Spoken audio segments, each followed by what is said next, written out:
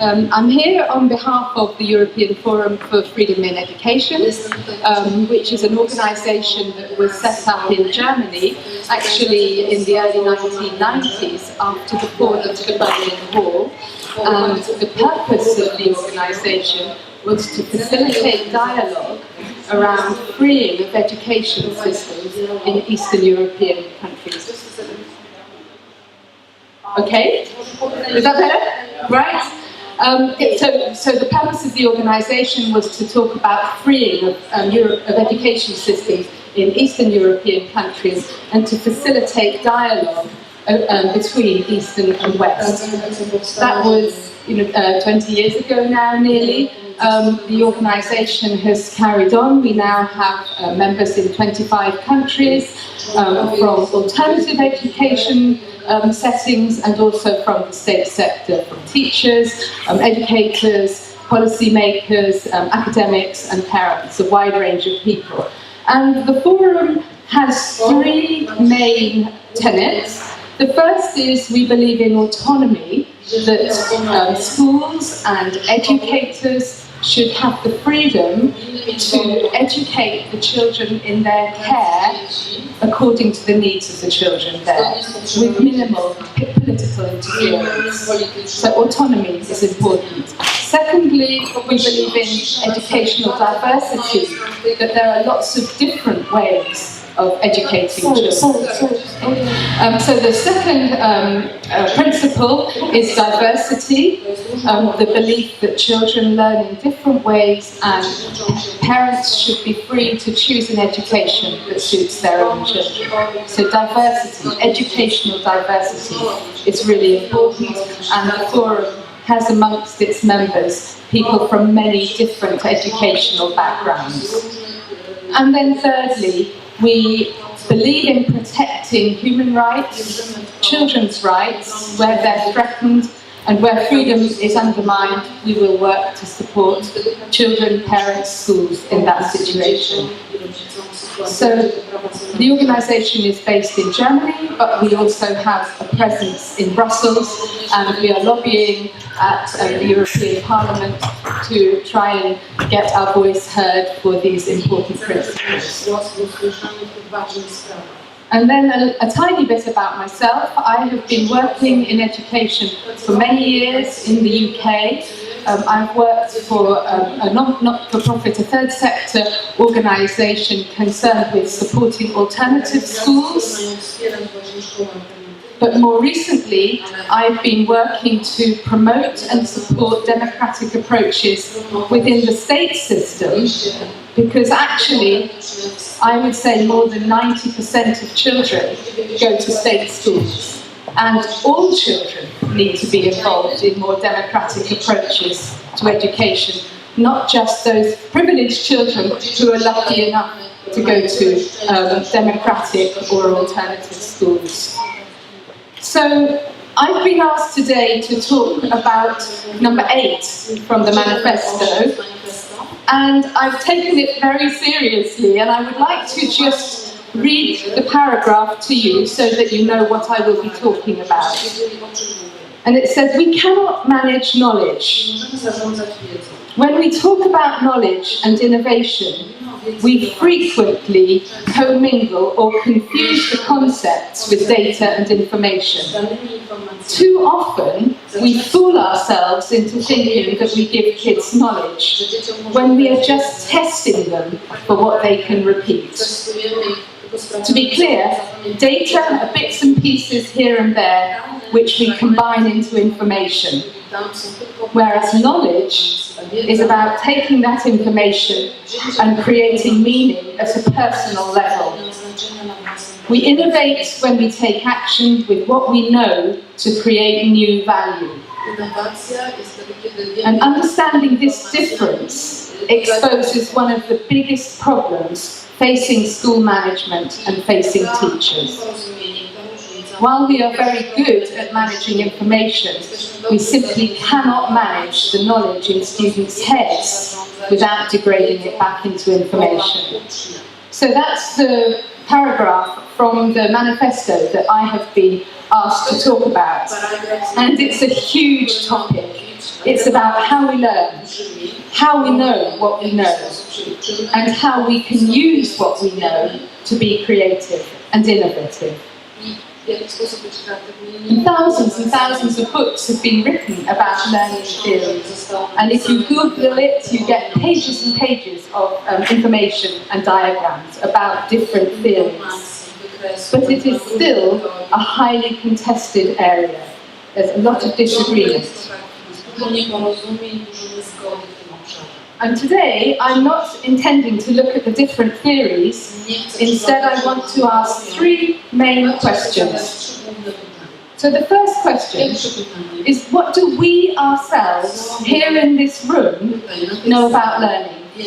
How have we learned what we know? Actually, we are all experts in learning. We've all had a lot of experience of learning. So what have we learned and how did we do this? Then my second question is, how can we help young people to make sense of the world around them? So how do we make learning meaningful, relevant and engaging for young people? This is the key question. So you could say, what do young people need to learn to succeed, to be fulfilled in contemporary society? And then the third question, taking from this clause, is, so what does this mean for schools and for learning communities? So how can schools foster genuine learning rather than just the acquisition of information? So those are my three questions for today.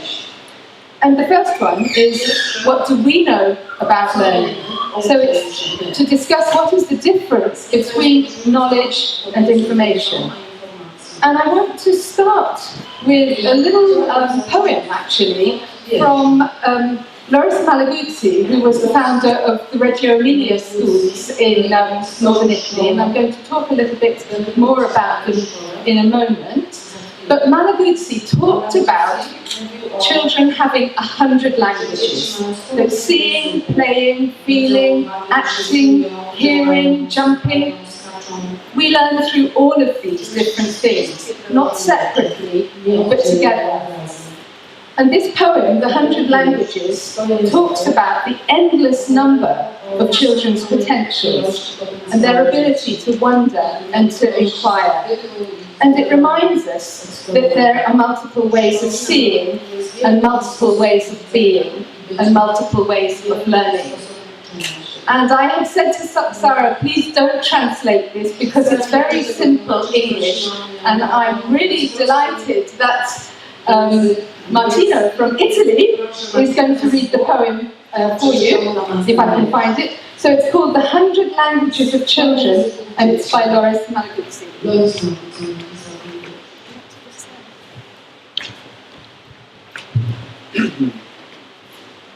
No way. The 100 is there. Just speak up. Okay.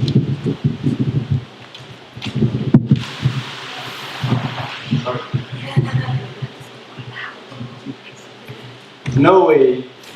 The 100 is there. The child is made of 100. The child has 100 languages, 100 hands, 100 thoughts, 100 ways of thinking, of playing, of speaking, 100 with 100 ways of listening, of marveling, of loving, 100 joints for singing and understanding, 100 words to discover, 100 words to invent, 100 words to dream.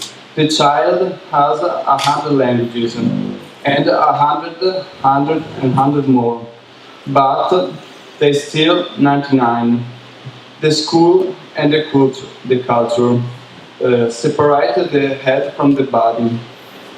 They tell the child to think without hands, to do without head, to listen, not to speak, to understand without joy, to love and marvel only at Easter and Christmas. They tell the child to discover the world already there, and of the 100, they still 99. They tell the child that work and play, reality and fantasy, science and imagination, sky and earth, reason and dream are things that do not belong together. And thus they tell the child that the 100 is not there. The child says, not wait, the 100 is there.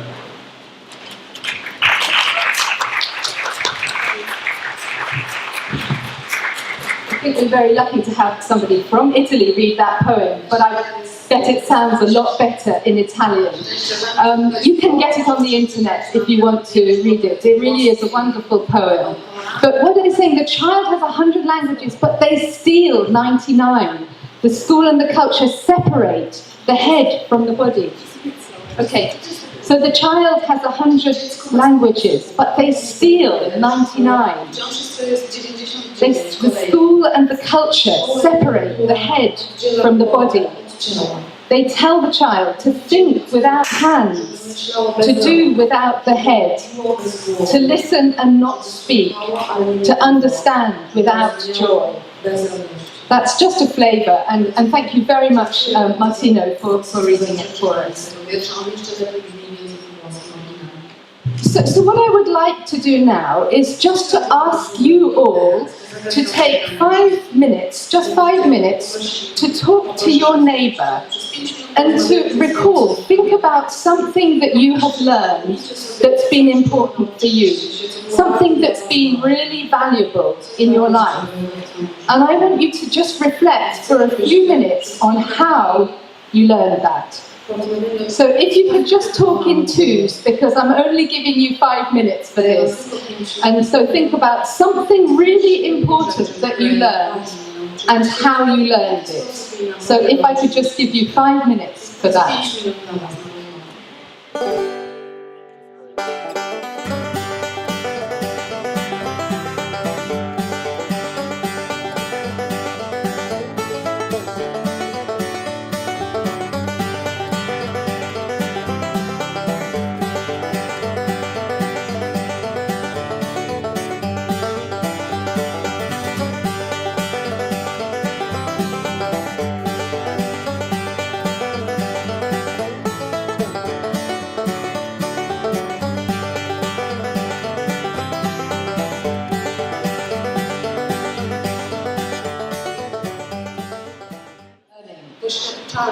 And when I was preparing this talk, I did put together a set of slides, a beautiful set of pictures, actually, to illustrate my different points. So you will just have to imagine them. But I had one diagram to talk about this point. And it's some research that was done in America, and it talks about average student retention rates. And it says if students learn something if they read something, they remember 10%. If there are audio-visual aids, like slides, they remember 20%. If they're involved in a demonstration, they remember 30%. If they're involved in a discussion about something, they remember 50%. If they actually practice what it is that they've been talking about, they remember 75%. And then, if they teach others that thing, they remember 90%. And this actually really tallies with my own experience of learning. So I hope those are useful statistics for you. Okay, so that was the first question. We're now going to move on to the second question, which is, how can we help young people make sense of the world, to make meaning and to create new values? And what do we need to learn for life in contemporary society? And even though I said I wasn't going to talk about learning theory, I want to mention one man, Howard Gardner, an American educator. In the 80s and 90s, he developed something called the theory of multiple intelligences. And he questioned the idea that intelligence is just a single entity that can be measured with an IQ test. And he said that instead we all learn in different ways, so the point I was making earlier. And he initially said that there are 7 different kinds of intelligence. So please imagine the lovely pictures now. The first one is linguistic intelligence, how we use language. The second one is logico-mathematical intelligence, so how we're analytical and understand things from that perspective. The third one is spatial intelligence, how we understand and relate to the space around us. The fourth one is musical intelligence. The fifth one, bodily kinesthetic intelligence, how we use our bodies. The fifth and sixth are interpersonal and intrapersonal intelligence. I think there's already been quite a lot of talk about that over the last day. So it's how we learn to understand ourselves and then how we relate to other people. And then later on, a few years later, he added an 8th intelligence, which is naturalist ecological intelligence. So our understanding of the natural world and how we relate to the natural world. And Gardner argued that those different intelligences don't operate independently. They operate together and tend to complement each other as people develop and learn different skills or solve problems. And all 8 intelligences are needed to live well. So teachers need to think about all those different intelligences. So in the 80s and 90s, this theory was met with a lot of enthusiasm by teachers, particularly in the States, where Gardner is best known, because suddenly people were talking about school not just being about academic intelligence and academic learning. However, there's been a lot of debate over the years and there's been a lot of criticism, and I'm not saying he's right or he's wrong, but I think it is a useful way of thinking about learning. But one of the things I did like is, I read it when I was preparing this talk, I found a quote of his, and I'm going to read that to you. He said, "I want my children to understand the world, not just because the world is fascinating and the human mind is curious. I want them to understand it so they will be positioned to make it a better place. Knowledge is not the same as morality, but we need to understand if we are to avoid past mistakes and move in productive directions. An important part of that understanding is knowing who we are and what we can do. Ultimately, we must synthesize our understandings for ourselves." And when I read that, it actually reminded me of something that I read quite a number of years ago, and I have used in talks, but not for a long time. And you may have heard this already. It's very short, and it speaks for itself. It's a letter to a teacher. It says, "Dear teacher, I am a survivor of a concentration camp. My eyes saw what no man should witness. Gas chambers built by learned engineers. Children poisoned by educated physicians and doctors. Infants killed by trained nurses. Women and babies shot and burned by high school and college graduates. So I am suspicious of education.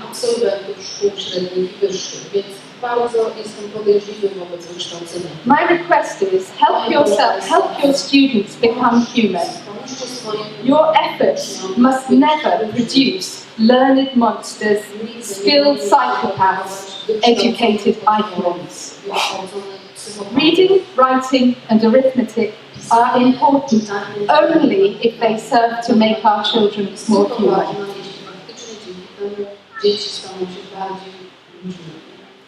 So the point is, education for education's sake is not sufficient. We have to ask, education what for? And I think that this is a dialogue we do not have enough. I think in every school, in every town, in every country, there should be an ongoing discussion across the generations, across professions, about what is the purpose of education. So this question now is for me about how can we help young people make sense of the world and make it into a better place? What and how do they need to learn in order to survive and flourish in today's world? So firstly, and again this reflects things that we have already heard yesterday, it's really important that children feel safe, secure and are happy. These are absolute preconditions for learning.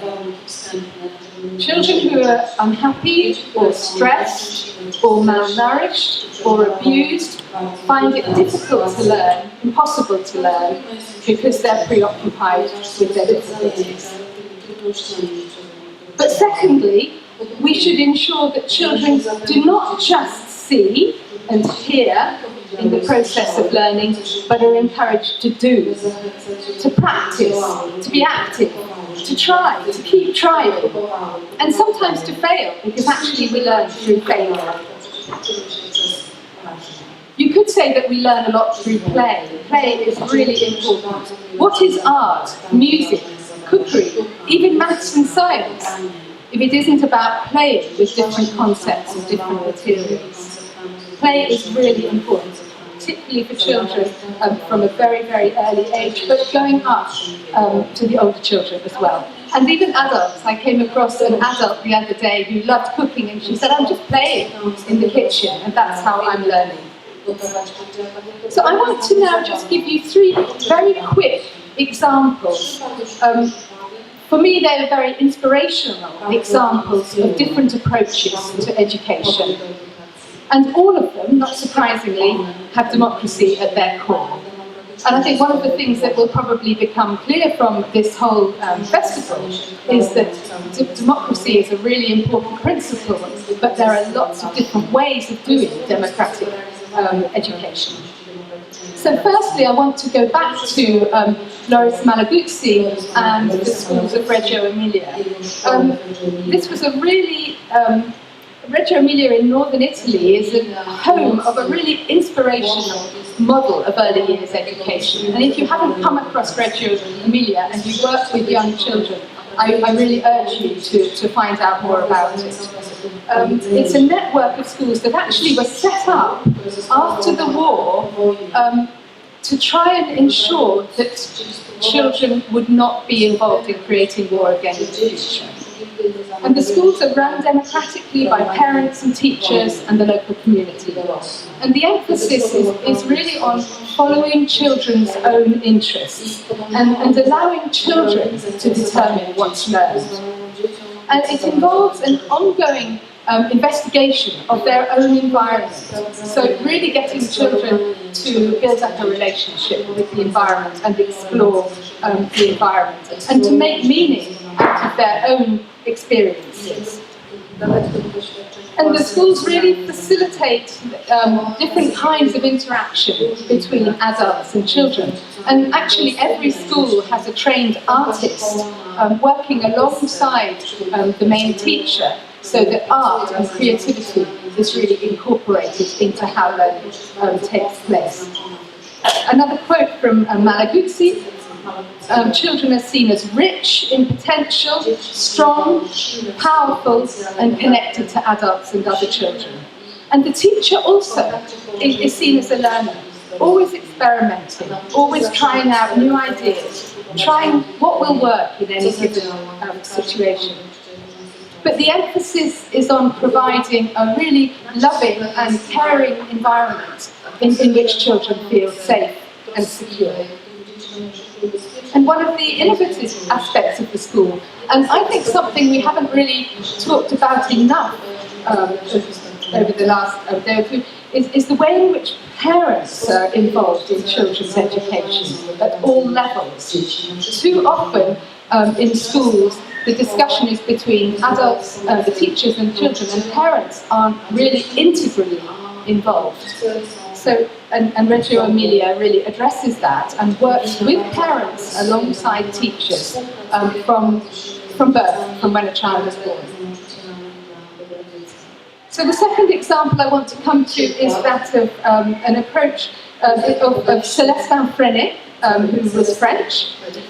He was born in France in 1896 and died in 1966.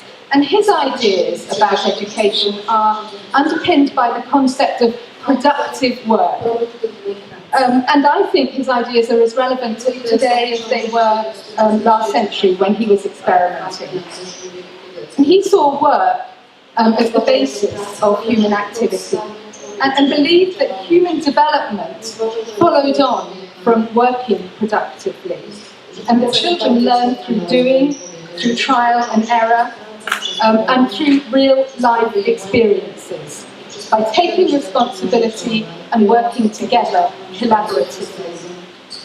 And what he developed in the early part of last century was something called the learning printing technique, which was very revolutionary at that time, where students wrote down their own experiences, and these were reproduced using a printing press, and the texts were then edited and discussed by the class and made into a school newspaper. And students were encouraged to go out into their local environment, into their local community, to gather ideas which they would put in the local paper, because Freinet believed in the importance of education bearing some relation to children's lives. So there was a real emphasis on working together collaboratively, and the fruits of the children's work were made into journals. So this too was a really child-centred approach to learning, in which children planned their own work. Children had a lot of ownership of what they were going to do, and they discussed and evaluated their work with their teachers. And Freiné's methods are still used today in quite a few state schools, in France, in Germany, in Finland, and in other countries. I mean, it's a process that can be adapted by teachers and integrated into state schools quite easily. Okay, the third model I want to talk about is more contemporary and was developed by a woman called Debbie Meyer, a really inspirational educator in America, who set up what was called the Central Park East School in New York, in a really deprived part of New York. I think it was on the edge of Harlem. And she's an education reformer and activist who believes that schools should teach students a specific set of skills to enable children to be effective out in the world. And she referred to these skills as habits of mind. Habits of mind. And they refer to how students examine information and make sense of subject matter. So she said there were 5 habits of mind. One is when you're looking at a piece of information, when you read something, perhaps something you've taken from the internet, or something you've read in the paper, or something you've read in a textbook. First thing is, what's the significance of this piece of information? Why is it important? The second one is, what's the perspective? What's the point of view? You know, especially when children are reading newspapers. Whose point of view is this? Whose perspective is it? And then the third one is evidence. What's the evidence? How do you know this is true? Look at the evidence. And then the fourth one is connection. How does what you're looking at connect with everything else and everything you know? So, connection. And then the fifth one is called supposition. I'm sorry, these are quite difficult words. What if it was, how could it be different? So getting children to think of how could things be different than how it's described in this piece of information. So in other words, what is being said, who's saying it, why are they saying it, and how can it be different? And I think this approach is really particularly important today when so much information, by children in particular, is downloaded from the internet. You know, if they want to find something out, they go to Wikipedia, they go to the internet and find this information. We need to encourage them to develop analytical skills so they really look at why somebody has written what they've written and whether it's right. So I think, and I have a real concern about the dumbing down effect,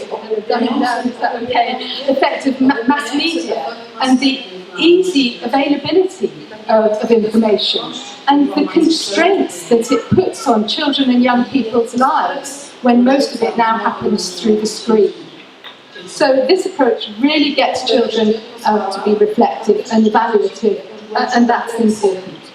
And Debbie Meyer, just in case you want more information, Central Park East School sadly isn't going anymore, although she has been involved, very closely involved in developing other schools. But she's been part of an organisation which I've also been involved with over the years called the Coalition of Essential Schools. And that's a really interesting movement in the States that works with innovative approaches to education, but particularly in state schools. So I would like to just take another few, ask you to have another just short discussion.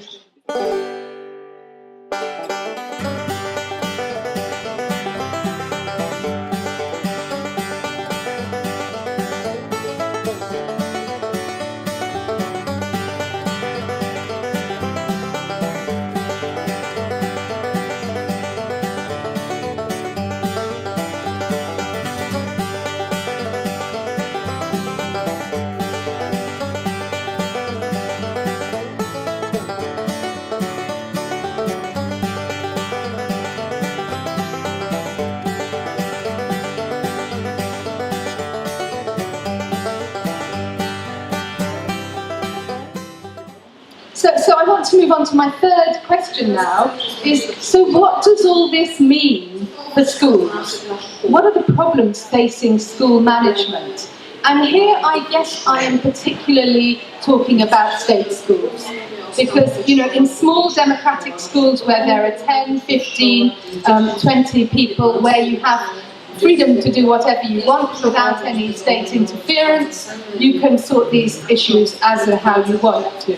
But as I said, most children go to state schools. If we're really concerned about how do we get these inspirational and democratic approaches more within the state system, I think there are 4 key issues that arise out of the things that I have been talking about. So the first one is relationships. The second one is curriculum. The third one is assessment, and the fourth one is training teachers. And I'm going to just say a few words about each. I'm not going to spend a long time. But for me, relationships are absolutely at the core of education. And in fact, going back to mentioning the Coalition of Essential Schools,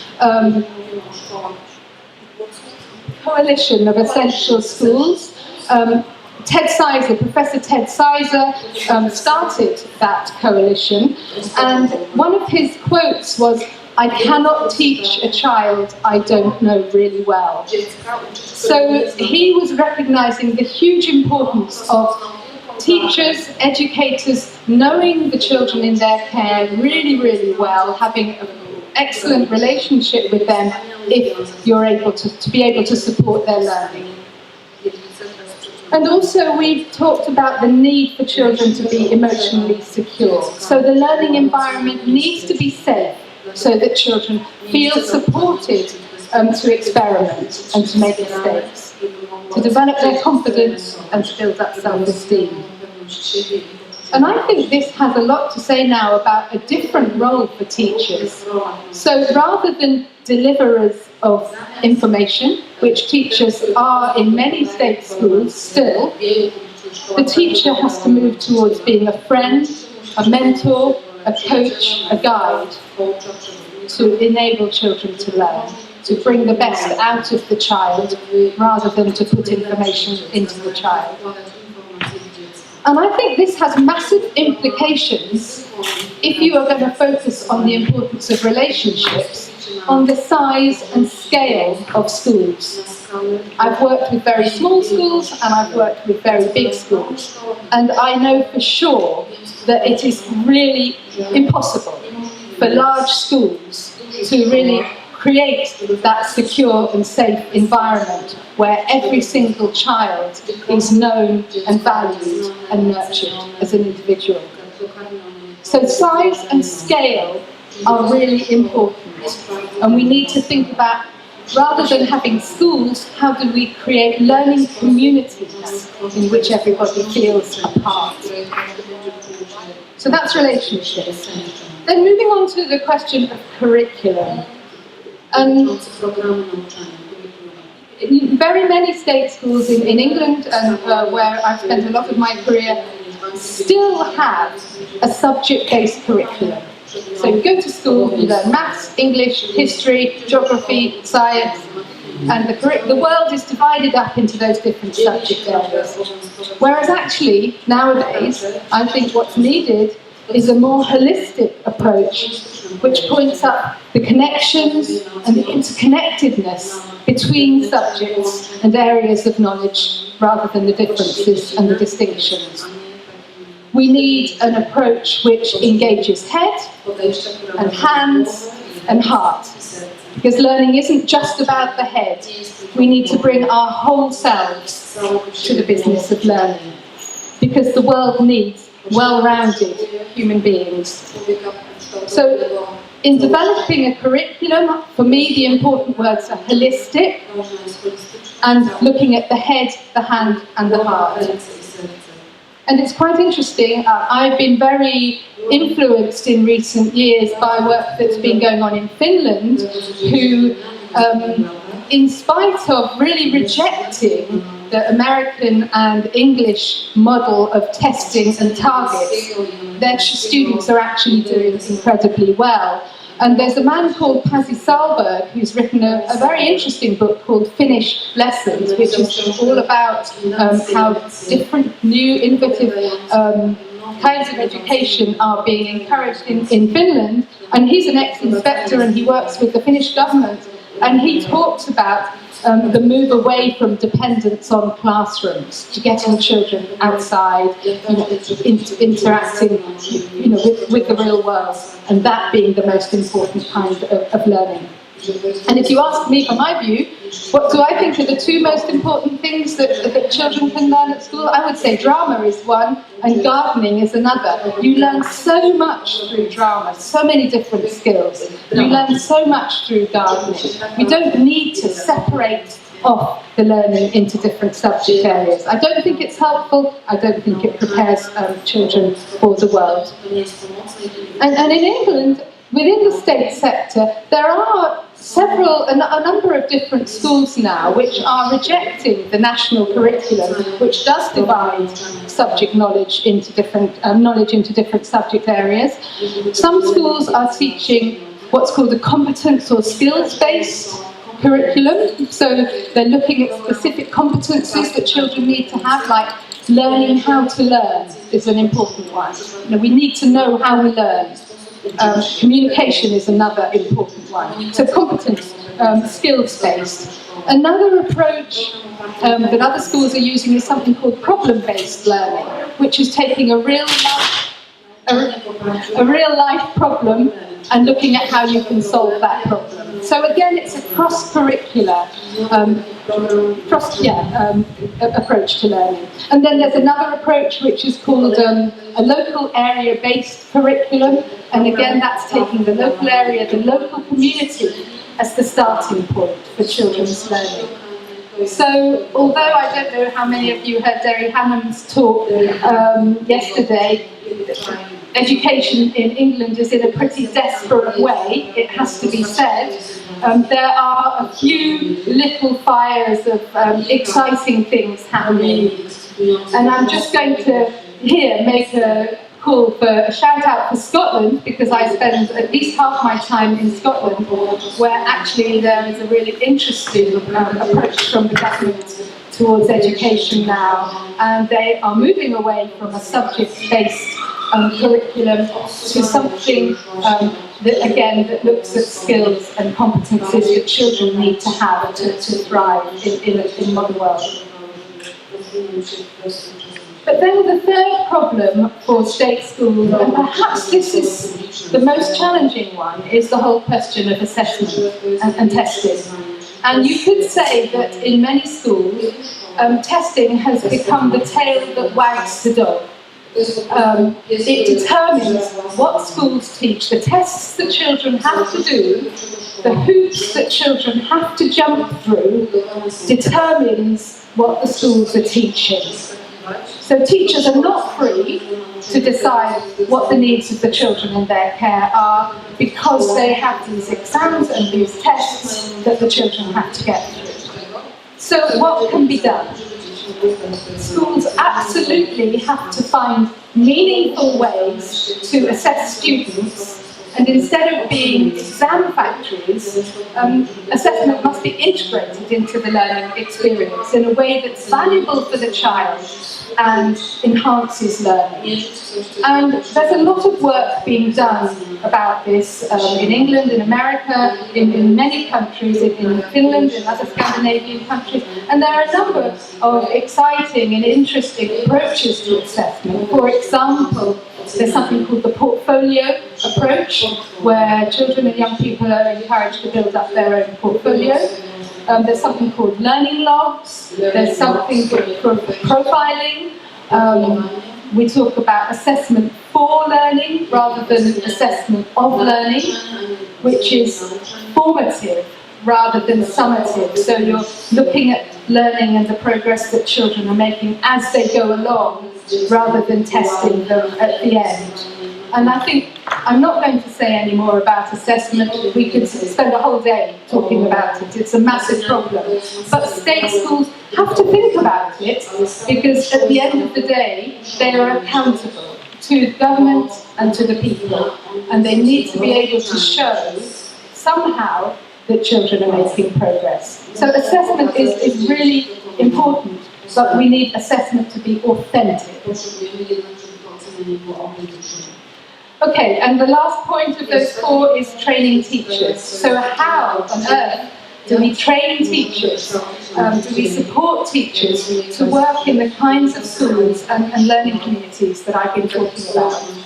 Because actually we're talking about teachers with a very different set of skills than most teachers have been trained to have, and that most schools traditionally require. And I've already talked about teachers who are friends, who are mentors, who are coaches, people who support learning rather than just stand at the front of a classroom and spout out facts and information. So we really need to look at how we can encourage and support teachers to help young people to make sense of their world.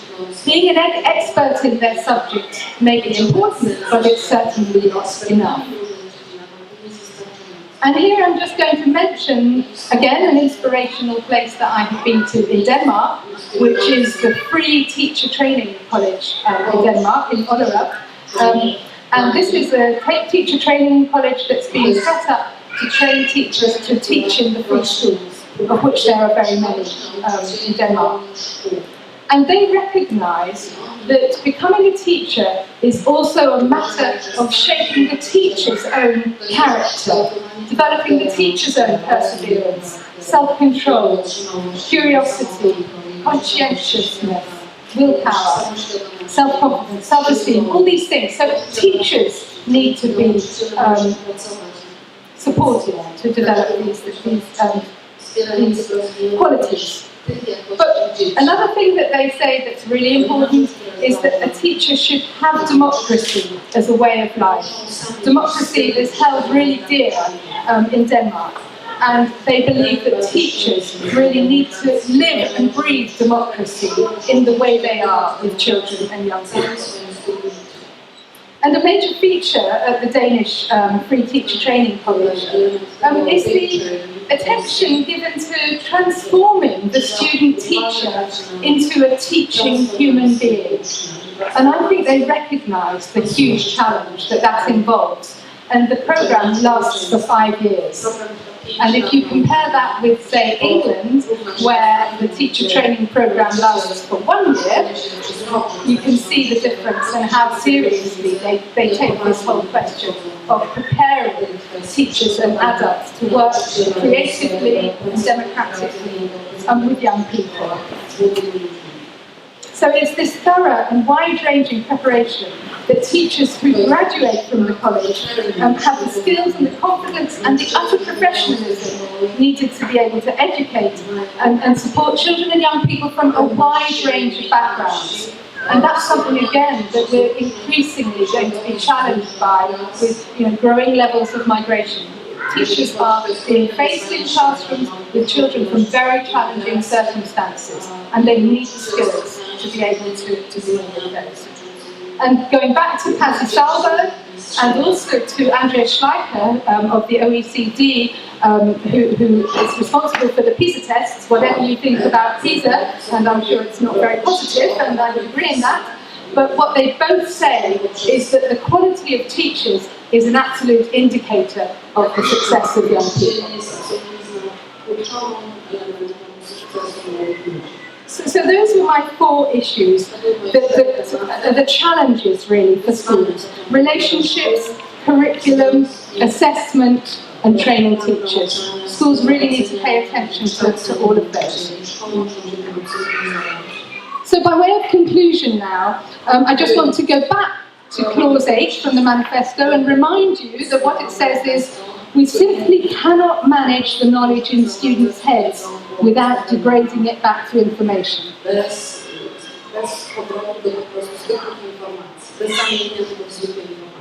And I would argue that we certainly cannot give children knowledge. We can impart information, we can impart data, we can impart facts. But the role of the educator is to help children and young people make sense of that information, to turn it into knowledge and understanding.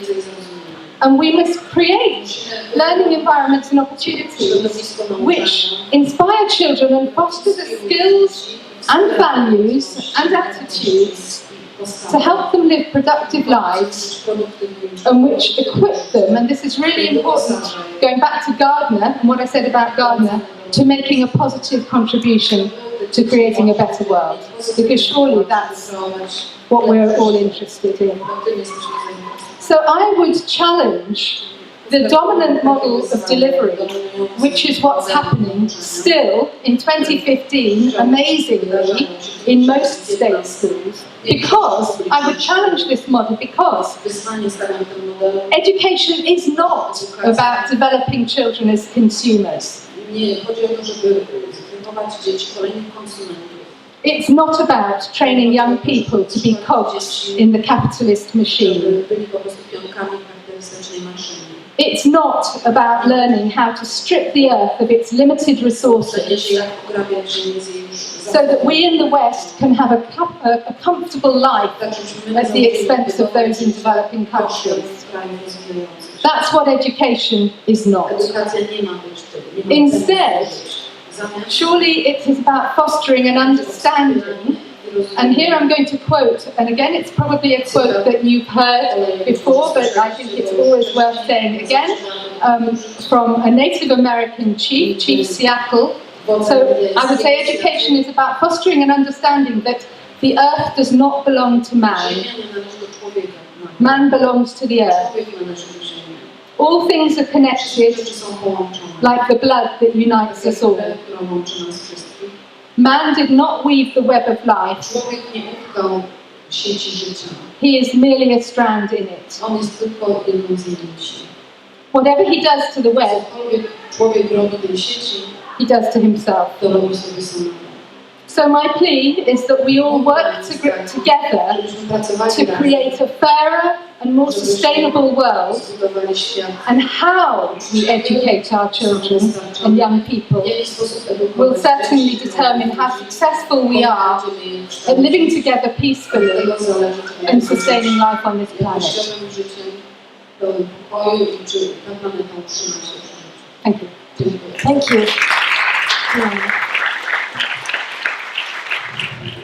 You said let's put up subject-based curriculum, which I like it very much, about how to match this holistic approach to education in the public education, for example, with the teacher trained to subject-based curriculum. Okay, this is a big question. Educational transformation, which is what we're all about, what we're all interested in, is a long and slow process. It's not going to happen quickly. But I'm going to just give you very quickly an example of a school that I worked with for 5 years, a state school, a big state school, and I'm not beginning to say that this school is perfect, but I think it was a step in the right direction. It was a secondary school, and it had agreement from the government to be innovative, so that gave us a certain amount of freedom. And we replaced the subject-based curriculum with what I talked about earlier, a competence-based curriculum. And the 5 competencies that we thought all children should have were learning how to communicate, learning how to learn, learning how to manage information, learning how to work well with people, and managing situations, just very briefly. So 5 competencies. And the curriculum was not subject-based. Instead, we gave our children and young people cross-curricular, project-based experiences which made sure that they developed these skills.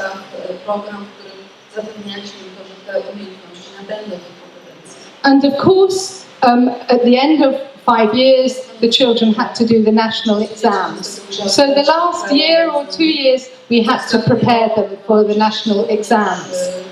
But this is a school that's in a really, really deprived area. And what we found after 3 years was that the children, the outcomes for those children had improved massively on what they had been 3 years earlier before we started this school. So that's a brief example of a different approach, but the challenge was clearly the teachers that we had were teachers who had been trained in the traditional system.